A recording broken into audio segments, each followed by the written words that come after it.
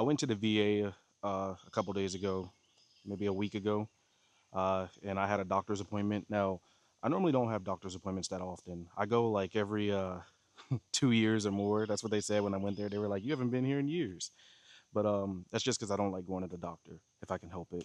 I don't want them to push pills on me or want to inject me or anything. So, anyways, let me get to the point. I go to the doctor and I got a new doctor. He's really cool, but the way this guy was talking, and I want to watch my words here. I don't want to get him in trouble. I don't, he was being real. He was telling me about the pharmaceutical industry, the healthcare industry, the food industry, and the things he was saying. It was just so shocking to me. It's like I've heard it before, I've researched, but hearing it from a professional really stood out to me.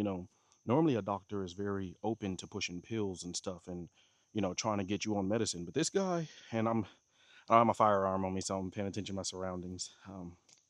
This guy was very much, he was very, how do I put it?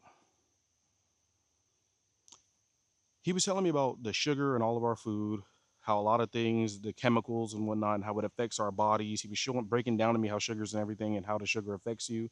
Like I learned about A1C or AC1. If anybody in here who's a medical person, you know what I'm talking about. I don't.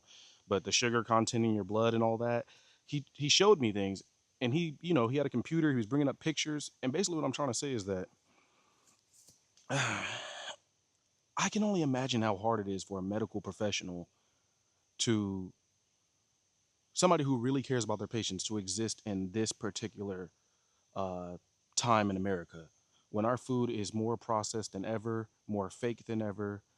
Um, I mean, the list just goes on. Something is seriously wrong with the food in America, and it's like we don't have a choice. Most people can't afford any other option. They have to eat this garbage. And it just hit me a few days ago, or some days ago, a week ago, or whatever, when I was at that appointment. It hit me. I was like, this is a doctor telling me about how bad the food we're eating is. And he even said, he was like, look, I'm trying to lose weight too. Now, this guy's in shape. He looked in shape, but then he points to his little gut. And I'm just looking like, dude, everybody has a gut. Everybody has a big old, somewhat of a belly.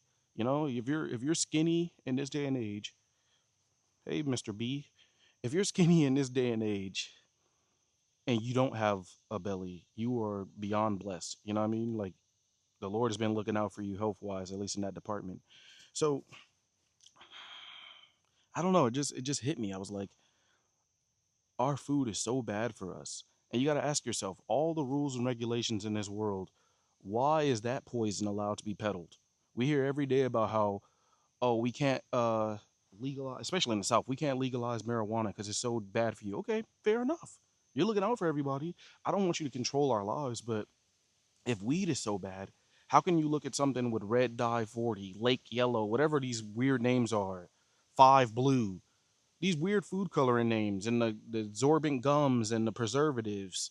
They always put something in there and say, "Oh, it's to preserve it." I I don't know, y'all. I don't know, but I will say that it is a very, very, very scary time when you can't even trust your damn food. You know, um, I personally have gotten into making my own bread. I don't do it as much as I should, but when I do it, it does feel very satisfying, and it's nice to know like there's no extra preservatives in this. I made this, and I know exactly what went into it: flour, salt, yeast, and I think a touch of olive oil when I make like ciabatta or something. But I don't know. I'm just saying the food is scary, man. The food is terrifying, and if that doesn't scare you, I don't know what will. But that was just a talk I had with a doctor. I'm keeping it very brief. It was a pretty good talk. Um, yeah. I love y'all. Peace and blessings. Shalom, shalom. I'm out.